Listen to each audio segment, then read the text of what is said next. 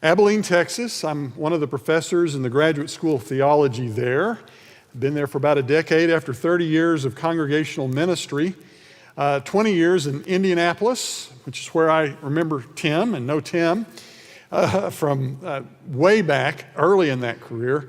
I was teasing him earlier. It was back in the 80s when Tim and I were doing ministry in the same city together. Excuse me. Spent another decade in ministry in Atlanta, Georgia, and for the last decade I've been at Abilene Christian University. I serve as the dean of the School of Theology there, so I'm responsible for the teaching of 150 students who are training and preparing for ministry in various ways. Some of our students live in Abilene, some of them live all over the country. We've got students in Africa, we have students in Europe, and literally all over the world, which is an exciting venture that's going on. The other thing I do is I serve as a vice president for the university for church relations and direct something called the Seibert Institute. And it's out of that role that brings me here. And I'm thankful for Tim for the invitation to be with you tonight, and for you and the warm welcome I've already received from your elders and other leaders here in the congregation earlier tonight. In that work in the Seibert Institute, I travel almost every week. Someone asked me about my church home in Abilene. I'm at my church about once or twice a year. I'm in some church. I'll be in Amarillo, Texas next week, and the week after that I'll be in Albuquerque. And then I'll be in North Carolina, and so on and so forth. I spend my time in congregations across the country working, and as churches are looking for senior ministers or preaching ministers, or they're going through various challenges as they think about the future. And part of my work then gives me an opportunity to look at churches of Christ literally across the country. And I'm also doing research on what I see in Christianity more broadly across our country. And it's out of that kind of work and experience that I want to talk tonight. One other footnote I need to say, I didn't say this earlier, the Seibert Institute has a wide array of programs and services that we offer. We run a conference called Summit on our campus at ACU. We also do something called Elder Link, and it's a one-day or sometimes a two-day workshop for elders and other congregational leaders. We're happy to have one coming in late October in Fort Smith, Arkansas, which is just 73 miles from here. I drove over from Fort Smith today. That's what the GPS said anyway. So be attentive to that. I'd love to see leaders from this church be there. The West Ark congregation is hosting that, and it's a wonderful time for church leaders from our congregations to gather together for a day of learning and fellowship and encouragement. And we'll be helping facilitate that. October the 29th, I believe it is. All right, end of commercial. So what am I seeing and what's going on? In some ways, in this time and space, every church has felt the impact of COVID. And whether we're out of COVID, post-COVID, or sort of post-COVID, whatever we are right now, churches are finding their way back into rhythms and practices, and they're finding themselves having to ask, what's next for us? And in doing that, we're finding ourselves having to face the realities of what I would just simply call disruption. Everything got disrupted.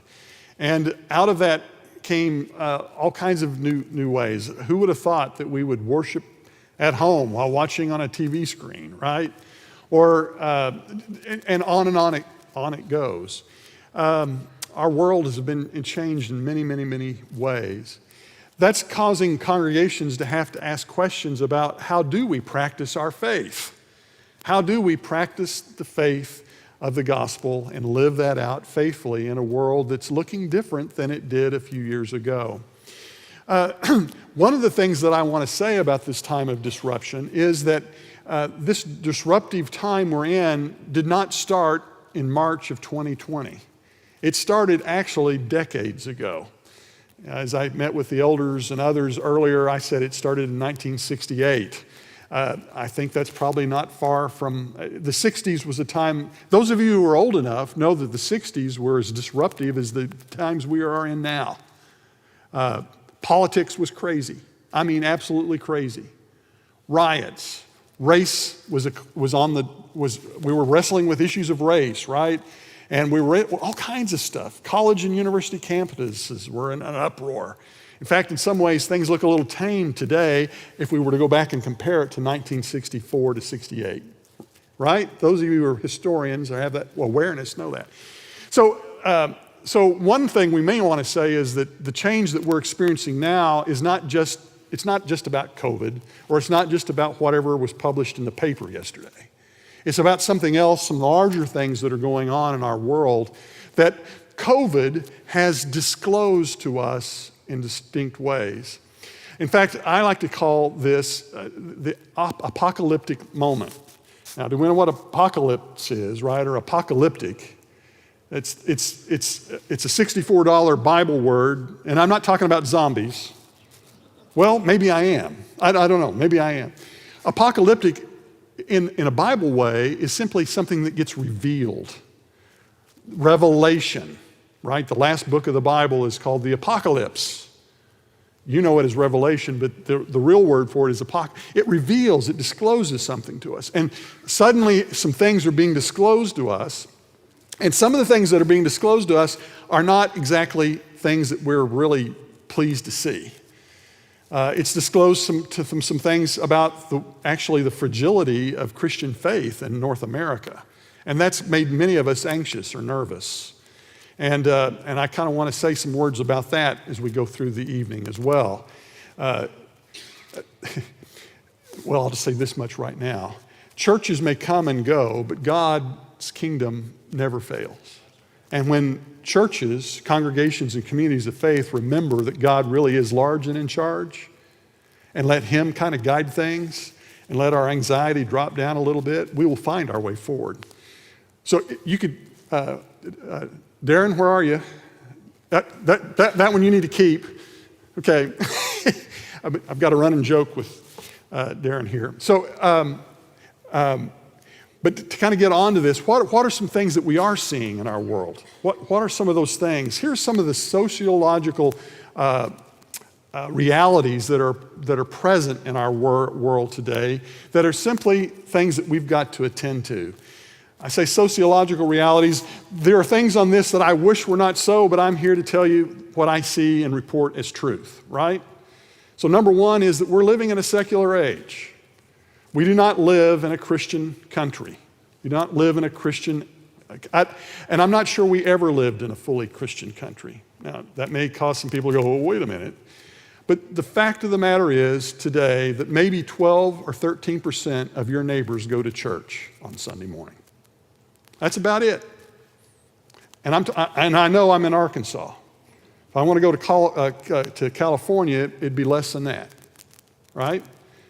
We live in a time where Christian faith is something that's sort of observed, but it's not necessarily practiced by most people. We have a lot of cultural Christians, right? They've been in a church building before, but in terms of the practice of the faith, it's actually a fairly small amount in our country today. We live in a secular age where other currents, non-Christian thinking is in play. Here's the thing. You might have said prior to the 1960s that the faith of the church and the way of our society largely tracked along the same lines. That what was said on church on Sunday morning could be reinforced easily in school systems, could have been practiced in courtrooms, would have showed up in legislative sessions, et cetera, et cetera. There was sort of a consistent, coherent sense about both culture and the church's life. That, what scholars call that Christendom. Christendom. That is, that we live in an age in a world where everything is sort of Christian. Well, Christendom, if there ever was one in North America, has dissipated. We're in a post-Christendom era. Now, this came very clear to me when I was doing a lot of work in 2019 in Australia. I was working with Churches of Christ in Australia. You may not know this, but there's about 500 of them, Churches of Christ in Australia. And we were talking about this, and they said, well, I don't know about it. They said, in America, you may have had Christendom, but we've never had it here in Australia. We're a bunch of convicts that were dumped here by Britain, and we never were Christian to begin with. And so in many ways, we can look at places like Australia or Europe and kind of see what is coming our way in North America. We're living in a secular age. All right, we're living in a time where most churches are grayer and smaller. They're older and smaller. Most churches are, over 90% of all congregations are smaller now than they were 10 years ago. They were smaller in 2019 before the pandemic than they were a decade prior to that. They're much smaller now in many cases. Again, it's not the pandemic. It's something that's been going on long before the pandemic. And so we're living in a time where churches are seeing fewer people many times within their congregations. There is this impulse in many churches to want to return back to normal. I wish that we could get back to, and there's sort of this nostalgic sort of hope that we can go back to something in a prior time. And I understand that, but I am here to say, as sympathetically as I can, it ain't going to happen.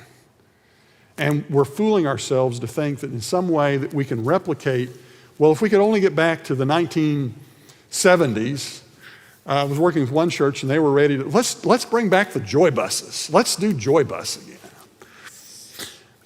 Yeah, okay. To think that we can go backwards is to fail to reckon with a theological truth that is that God is always moving to the future, and so must we. And I'll say more about that in a little bit. But I want to acknowledge that there's that desire, and we've got to kind of name it and then be able to step back and say, I know what I'd long for, but actually what God is asking us to do is to move into the future with Him. Not to move into the past, but to move into the future. And the future will be different. The future has promise and hope, not because we can see promise or hope, but because God's the one who's associated with the future, right? Yes? Amen. And so we move into the future with hope. Not because we can see, oh, it's all going to be glorious, but because we know that God moves forward with us. We'll have smaller, shrinking churches. We're going to see fewer Christians, but the Christians that are, this is the interesting thing sociologists note, is that although churches are smaller, they're generally filled with people who are more committed to the faith. Right? What's happened in the last decade or two are people who were more cultural Christians tend to have kind of dropped away. Those who continue to remain tend to be in. We're in. We take Christianity seriously. Our faith matters to us. We're people of prayer. We're people who are choosing to live our lives in a particular kind of way. And so in some ways, churches have got to learn to sort of re-challenge and reconnect with what it means to be a disciple of Jesus Christ and move forward with the people that you've got. One leading minister was telling me this. He said, he got up one Sunday and said, we're not going to ask how large or small our church is or was. We're just going to simply say, what are we today? And we're starting with what we got today, and we're moving on. We're moving on. We're not going to worry about those folks over here or those folks over there. We're going to ask, what is God asking for us to do in this present moment? And not quit worrying about the what ifs. Because we've got our own path to walk. See, I get ahead of myself. I'm just supposed to be being a sociologist here. And I want to be a preacher. It comes very natural, Tim. This is another one of those moments where I want to say that although Christianity seems to be on the decline in North America and in the West, but that doesn't mean that God's not active. Christianity is growing by leaps and bounds in what's called the global South. Those of us, we're in Churches of Christ. I'm a Church of Christ guy for 6 generations. I'm as Church of Christ as you can be. So listen to me. There are more people in Churches of Christ in Africa than there are in the United States. Our communion, our fellowship is larger in Africa than it is here. God is at work. And then if we, there are other Christian traditions that are growing and thriving and people are coming to faith and the gospel is being right. There's all kinds of expressions of this in Central America and in Africa. So don't think for a moment that God has quit working. It's just that we happen to be living in a time and a place geographically where we're living in a different kind of age than my grandparents lived in, right? And we just need to acknowledge that and say, okay, so how do we live in this new time, in this new age? Some things about this. Here's one of the reasons why that's happening that's bigger than just pandemic. Those of you who are of a certain age, I don't know what to say about that, what that certain age is. Let's say 50 or 60. When you graduate from high school, oftentimes high school students, when they go away to college, it's often a time to step away from the faith. And but what happens, sociologists say, is that 50, 60, 70, 80, 90, 100 years ago, what would happen was that you might step away from the faith, but when you decided to get married, and you got married when you were 18 or 20 or 21, right? That you found yourself right back in church. And then when you had children, which would happen at 22, 23, right, fairly quickly, you had your kids in Sunday school. And so there was no gap, a very small gap of disengagement with Christian faith that occurred sociologically through much of the middle of the 20th century. Today, that is not the case. Children leave home, they go to college, and if they step away, they may step away. And if the thing that triggers their coming back is marriage, what's the average age of people getting married today? I have a 36 and a 33-year-old who got married 3 years ago.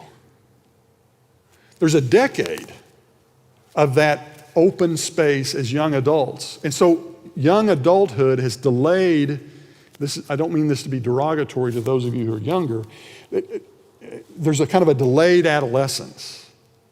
And in that delayed adolescence, many people have simply lost any kind of connection with the idea of being a part of a community of faith. It is why youth ministry is so vital, and I'm so glad to see you guys in here this evening. It's why campus ministry, as you do here on this campus in this great university in this city, is so vital. And it's why we've got to pay attention, now I'm preaching again, to single and younger folk and creating spaces for them where their faith is engendered. And that may mean we have to think about doing some things differently than we may have done when you or I were 25 years of age, right? That's just sort of a sociological reality that I find fascinating, and maybe it's because I've seen it in my own family, or evidences of it. I'm glad that my children have found their way back into places of faith, and I've got a son in the military who's now serving as a volunteer youth minister over in North Carolina, and et cetera, et cetera, et cetera. But there were a few years where I kind of wondered, right? All right. There's an increasing identification, like it or not. I'm just here reporting the reality of this. This is another factor.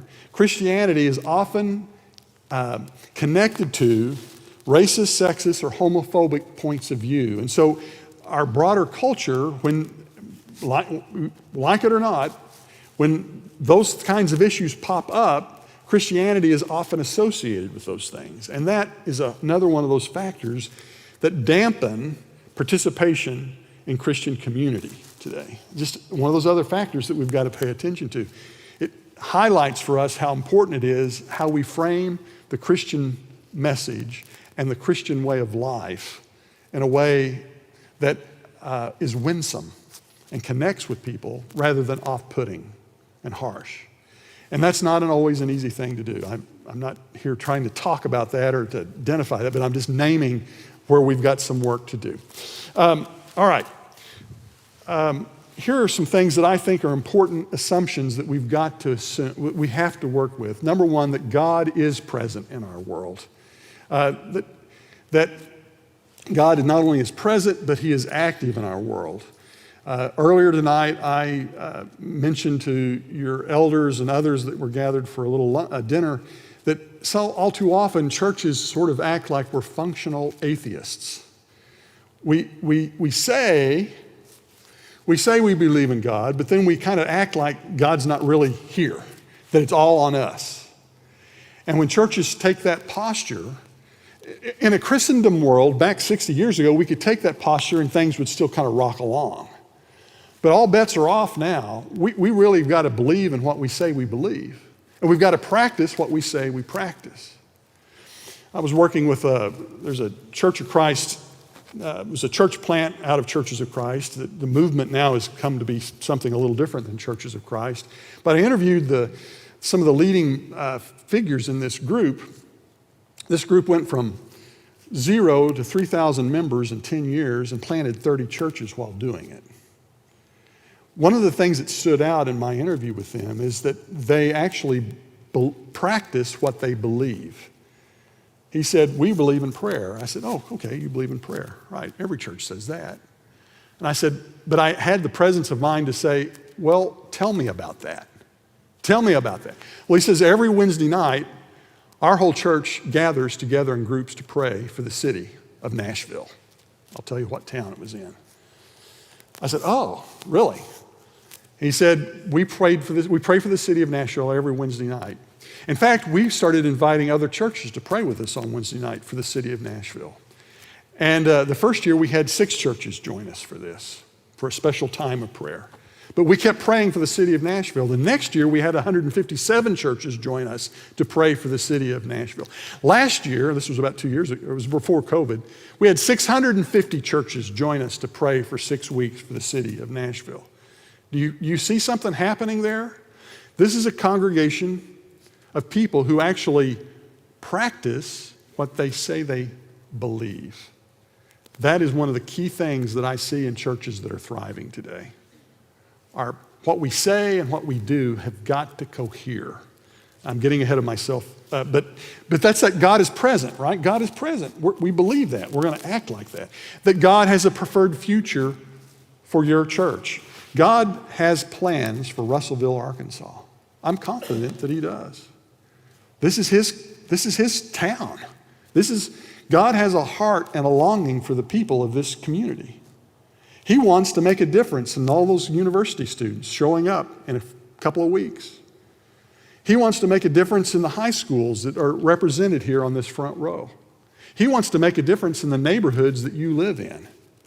And when we begin to believe that that really is the case, and we begin to pay attention to that, then stuff starts happening when we do that. God uses disruption. God will use a good disruptive moment to do something. He'll take something bad and turn it into good. He'll take something that upsets in order to redirect and reorder. Read through the book of Acts and you'll see this all over the place. And that we have to understand that the church is not a building. You've got a beautiful campus. It's a lovely campus. But this is not the church, not this building. You are the church. You know this. You know your theology. But we sometimes act as if we're sort of a club that gets together on Sundays, right? And we've got to sort of reimagine some things if we're going to attend to what's coming our way. All right. Let me talk about where I see signs of renewal and new life and new possibility. What I see in churches across America, both in Churches of Christ, but now I'm drawing beyond Churches of Christ here to talk about some things. I want to talk a little bit about some of the theology that I see playing itself out. One of the things that is very clear is that churches that are thriving in this kind of time and space are churches that prioritize belonging over believing. The kind of historic move is for us, first of all, to make sure you believe everything right before we let you belong, right? But these are churches that say, come and walk with us, have a place to belong, and we have the confidence enough in the gospel to do God will do gospel work with people as we walk alongside them. My favorite example of this Comes out of the church I served in Atlanta, Georgia, before I moved to Abilene. This is about 12 years ago. I had a woman call me on the phone one day. I'm living in Atlanta, working with a church there. She said, "Can I come to your church?" I said, "Sure." She said, "Well, before you say any more, you need to know that I grew up in a Southern Baptist church, but I'm an atheist now. I went to the University of Georgia, and I studied religion. I became an atheist. Can I come to your church?" And I said, "Sure, you can come to our church." You know, what are you going to say as a preacher, right? You're going to say, "Come." And she came. We talked some more. That's when I found out she grew up going to church. I think it was a Southern Baptist church. She grew up in an environment where her family system was completely messed up. She was abused sexually and emotionally by several men in her family. I mean, it was a story of horror. It was no surprise to me that she would turn her back on God, right? The story she told. I said, "But you're welcome to come to church." She came to church. She noticed in our church that the women in our church had a baking ministry. You may have seen this. We had a group of women who would bake little half loaves of bread and wrapped up real fresh, beautiful, lovely, tasty, homemade bread. And we would give it to guests and visitors who would come to our assemblies. I had some feelings about whether or not that was a good thing or not, but we did it. And she saw this and said, Could I bake bread? I love to bake. "Sure, come on." And she got involved with the women baking bread. And about 3 or 4 weeks later, she comes up to me after church one day and says, "Look what I got. I got a loaf of bread." She said the greeter saw that she was a guest and gave her a loaf of bread. It was a loaf of bread she had baked herself and brought in as a part of this ministry, right? Here's this woman who's belonging. She's a part of the life of the church, and she's an atheist. Well, about 2 months of this, she calls me up and says, "Can I come talk to you, preacher?" I said, "Sure." She said, "I don't think I'm an atheist anymore." I said, "Well, tell me more. Tell me what's going on." Well, what happened? What happened was she was with a Christian community where she found love, acceptance, welcome, help with her little infant child. And she began to rediscover that God was real. And that all the pain in her life, real as it was, did not dampen God's ardor or love for her.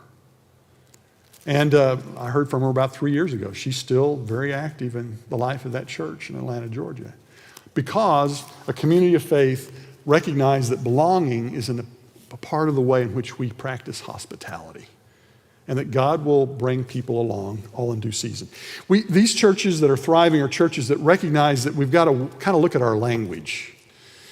We don't notice it because we're kind of in-house, but sometimes we use language that people that don't go to church don't understand. What do you mean by predestination anyway? And what in the world is reconciliation? And we say the word gospel and people are like, "Well, what's that?" Right?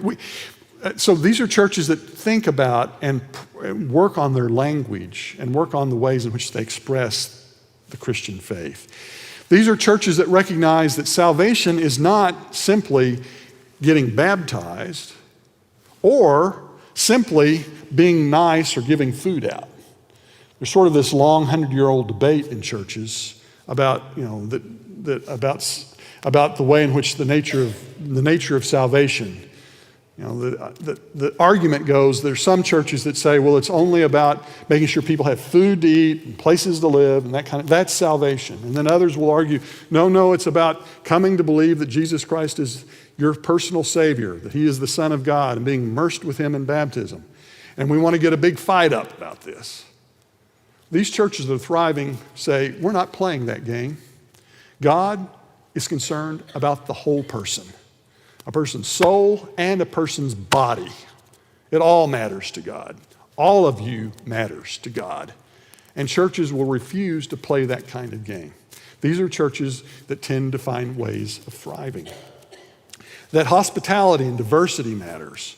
Finding ways to welcome people who have different color skin than we do or come from the other side of the tracks from where we come.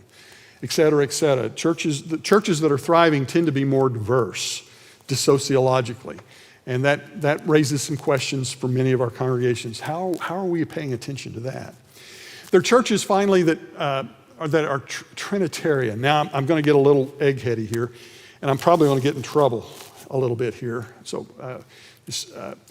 if I went to this is not to be disparaging of anybody that I'm about to talk about, but if I went to a Pentecostal church on a Sunday morning, what person of the Trinity might be most emphasized? The Spirit. And if I went to sort of a mainline traditional denomination, I might hear more about the fatherhood of God or the creator God. And if I show up in a Baptist church or a Church of Christ, I'm probably going to hear more about Jesus. Now, I'm characterizing and overgeneralizing with that, but we tend to emphasize one or the other of the members of the Holy Trinity.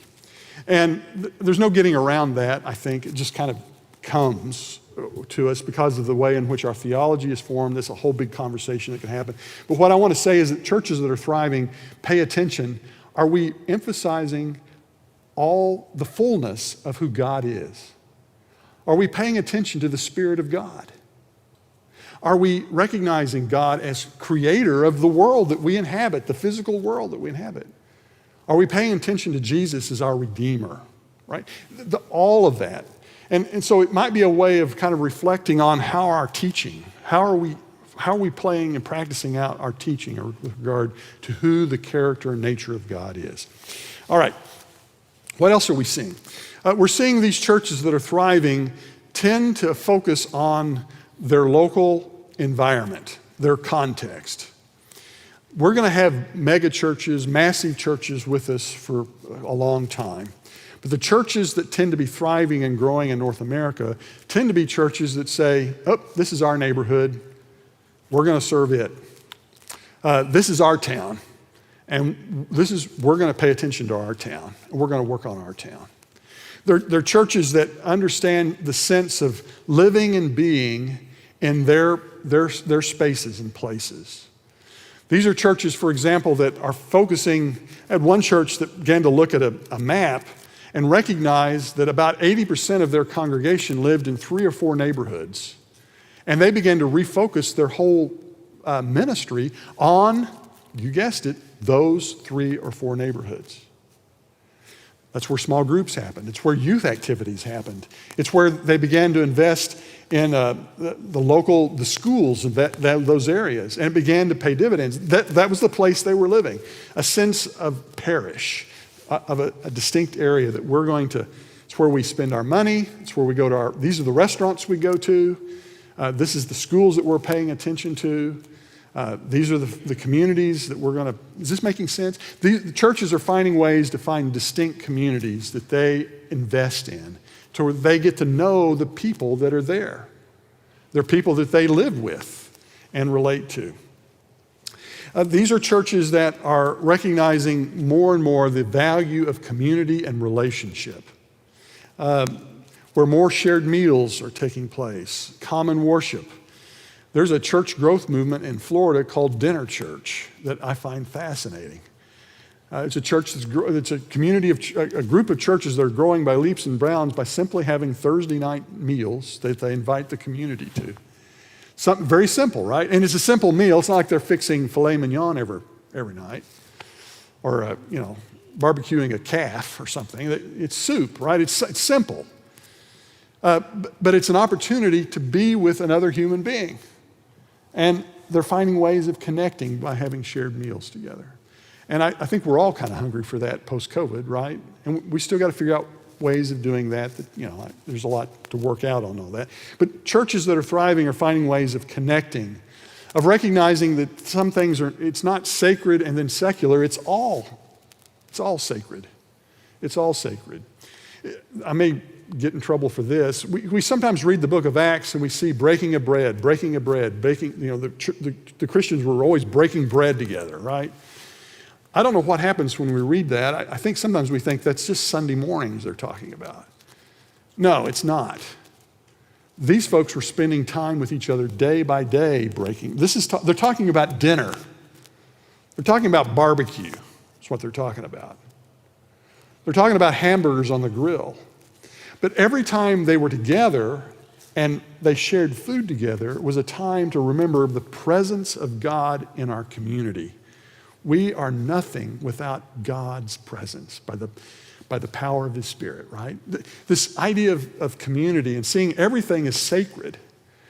Having burgers after a ball game is a sacred thing when Christians gather together. Is this making sense to you? So these churches are exploring and deepening those kinds of things. They're recognizing that community life is both public witness and formation. That what happens here on Sunday morning needs to be framed in such a way as that it is a public demonstration of the truth of the gospel. That's why Tim spends the effort that he does in having good sermons week in, week out. And it's why everything that you do as a community of faith needs to be done in such a way that demonstrates to anybody who comes or anybody who streams in that God is being honored in this place and that the truth of the gospel, the message about Jesus Christ, is being declared in all that we do. One of the things that strikes me about the early church in Acts is that they worshiped in public places all the time, right? And a number of churches have done this during COVID. I'm working with a church in North Carolina that began having outdoor services. Well, I've got one in California that did this as well. They began to have outdoor services and their numbers tripled because people were like, oh, I hear music, right? Oh, somebody's preaching. They gather up their lawn chairs and go sit out on the lawn. And I'm thinking, hello, why should we want to shelter ourselves, right? Churches that are thriving are finding ways to make public the truth of the gospel in ways that make sense to their community, right? You probably don't want to have a parade down, you got to figure out ways to do this, but there are ways of doing this. And then hospitality, relationships, welcome, third places. Churches are doing two things with their buildings. They're either finding ways to make them public spaces, or they're finding other spaces in public spaces and making that an extension of the church. They're finding ways to open up their space, like one of the churches that I know in south of the Metroplex, every Tuesday has a meal for 150 first responders, fire and police. That church is known in the whole county as the church that takes care of the police and the fire department. It's an amazing thing. And they've got a large space that they do that in. And they're testifying to the whole city about their care for the city by their care for first responders. I'm not saying you do that, but I'm just giving you an example of opening up spaces in public ways. Or I'm seeing churches that are thriving find spaces in the community and do something there that creates a place for the public to come and encounter. The classic one of those is a coffee shop, right? Have a coffee shop. Well, that's cool and hip. But a less cool and hip thing, but I think is really cool, is a church that decided they found a neighborhood not far from their building that had a lot of apartments, and there was no place to do laundry. The apartments didn't have places for washer-dryer hookups. And they said, we ought to start a laundry. So they ginned up, $50,000 or $100,000. I don't know what it was. They rented a building. They put in a first-class laundromat and created extra space with some couches and chairs and stuff. And it's staffed, partly volunteer staff, by older persons in the church who've got volunteer time to run the place. And guess what? Within a few weeks, they're having Bible studies in the laundromat and engaging with the public. And everybody knows this is a ministry of the church. That's kind of cool. That's what I'm talking about, third spaces. Churches are thinking about ways in which they find engagement with the people of their town or community. There are churches that are also finding relationships with other congregations or groups. They're recognizing that they don't have to become a specialist in mental health to help people with mental health issues. They can partner with a mental health clinic. Or they're finding ways of working with nonprofits or adopting a school, or et cetera, finding ways to create networks and extensions, or partnering with other churches. This may get me in trouble. There's a small town in West Texas that the Church of Christ is the largest church in town. This is being recorded, isn't it? I may get in trouble here. It's a Church of Christ it's the largest church in the town. There are 3 other churches. There's a Baptist church, a Methodist church, a Presbyterian church. They're smaller, and none of the churches can fully fund a youth ministry. So the Church of Christ said, we'll hire the youth minister. The other 3 churches are creating an expense fund for a youth ministry, and there's one youth minister for this one high school in town. And all 4 churches are doing it together. Now, that has implications in lots of different ways. That's where you may want to shoot me. But I'm offering that as an example where Christian people are saying, our children, our youth need Christian witness. We will find a way to do that well. And they're doing it. And that's been going on now for a decade. And it's lovely. It's really lovely what's happening in that town because some churches decided they could get together and do something for the sake of Jesus in their town. All right. We're finding ways to do, because we can't all do everything, so let's find others to join us in that. The next thing that I would say that I see in these churches is a clear sense of mission over maintenance. What happens with churches that are of certain age is that we begin to turn inward and we begin to kind of worry and think about ourselves. And we begin to have more and more. I was working with one church that's about 60 years old, about 200 members. And we did a count. They had 150 ministries, 150 ministries they were trying to manage in a church of 200. It's crazy. It's crazy. They were spending all their time worrying about all these ministries and not asking any question about what might be happening that would turn them toward evangelism or outreach or beyond themselves. And that happens in churches that, as they age, we accumulate things, and then we have to maintain the things that we accumulate, right? We know this just go look in your garage, right? Right? We get the stuff, and then we got to take care of it. Well, that happens in churches, but churches that are thriving lean up, and they begin to think about mission and mission over maintenance. And with that comes this commitment to hope and God's action, not in anxiety or fear. We focus on the future, not the past. And that's what we see in these churches that are thriving. Now, how does that happen? I want to do a little bit of theology here, and then I'll quit. Here's the thing.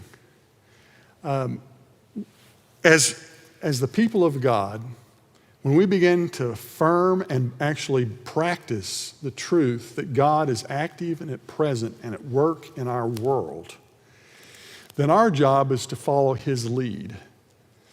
And my conviction is that from the very beginning of time, God has been at work in our world. Yes? What did He do first off? Genesis 1. He created the heavens and the earth.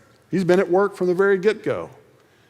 And He calls Abraham, and the whole timeline of Scripture, right? That's what's being represented by this line. And here we are where the X is on that thing. In the present moment, God is at work doing what God set out to do, and He will stay at it until Jesus comes again, right? We have to believe that. If I believe that Jesus died, buried, and rose again, I also believe that He is now the ascended Lord and that He's coming again. You can't take part of the gospel, you got to take all of it. Yes? And so here's what we do in churches, though. We tend to want to look at the past and say, oh, God was active back with Abraham. Oh, God was active with Jesus. Oh, He was active in the first century, because we see the witness of that in Scripture. And then we kind of trail off and And then when we begin to look for resources and ask, what should we do? we always are looking to the past. And we look to Scripture, which we should do, right? The Bible is the church's book. But we forget that the Bible, the church's book, also speaks about the future. And so what I want to encourage churches to do is to claim the past, the death, burial, and resurrection of Jesus, the creation of the earth, the call of Israel. All of that is real and alive and true. But so is the fact that he is coming again. And here we are in the present moment, and our task is to partner with God in helping the world become as much like what we see in Revelation 21 as we can. Because that's what things are going to look like when he comes, right? No more tears, no more mourning, no more, all the divisions, all the terrible stuff in our world. All of that passes away, yes? So our work in the present moment is to get a little more like that, because that's what God is interested in. And to do that, it means taking a different kind of disposition altogether. And this is why I love this very cheeky quote from this Scottish theologian, Andrew Purvis. As I said, it's kind of cheeky, but I think he makes his point well. He says, as the risen, ascended Lord, Jesus does not sit in heaven with his arms folded, waiting for us to do something religious that he can affirm. Jesus is not our cheerleader from the heavens, hoping we'll get faith and ministry right. Neither does Jesus want to get more involved in our ministries. Why should he? Our ministries are not redemptive. We don't raise the dead, forgive the sinful, heal the sick, or bring in the reign of God. Rather, Jesus has his own ministry, his resurrected ministry to do. He's the one who raises the dead. He's the one who forgives the sinful, heals the sick, brings on the reign of God, and he wants us in on his ministry. Do you hear the echo of that? This is where, when I'm talking to ministers, I often say, quit saying it's your church, my church. And I need to say that to you as members too, right? We say that. Oh, at my church, we do this. Well, I understand that. And I confess I say it too. But in reality, and this is, we've got to make our practice, our believing and our doing cohere. We've got to get to the point where we're talking about what God is doing in the church that I'm a part of, the congregation that I'm in. I'm a part of God's action, God's church, God's thing, right? The verbs and the nouns and the pronouns matter because they signal to us what our convictions are. And thriving churches are churches that are convinced that God is actually up to something, and with joy, we get to be a part of it. And that's what I want to invite. Here I am a stranger. I've come in. You've allowed me graciously to come. I'm so grateful for that opportunity. I guess what I would want to say is that all too often churches can, as we've said earlier, get into a sense of thinking that we're in this time of crisis, we can become sort of paralyzed by it, and we don't know what to do. Do we go to the left? Do we go to the right? And we get paralyzed. We don't know what to do. And what I want to say is, God has a preferred future. It's not about going to the left or going to the right. It's about going forward. It's about being a part of God's action in the world. And when we begin to pick that theme up and let that enliven and embody our work, then exciting, thrilling things begin to happen because God is a God of faithful promise. Yeah. Okay, I'm coming up on the hour and I need to close this out. I'd be honored if I could pray for us tonight. Could we do that? We'll close. Yeah. Gracious God, we thank you for your presence in this room tonight. We thank you because you are a God, the God who created the world. You are the God that we know in and through Jesus Christ, that you've redeemed us and saved us. You are the God who, by the power of your Spirit, is present with us in our lives and in our communal life together. And we are thankful. We confess, oh God, that we live in a difficult time, but we recognize that this is not new to you. You've been through pandemics before. You've been through famine and war and peril. And yet you've continued to work out your will and purpose. So our prayer tonight as a community here is that you would be faithful with us and through us to carry out your purposes, your will, your good will for the city of Russellville and beyond through us. Help us to pay attention to what you are up to and worry less about our own fears and anxieties. May we be a people of hope because you are a powerful and good God, not because we have the answers, but because you hold all things in your hands. Thank you for this time to be together as a community tonight, for the blessing that is to our souls, to our lives.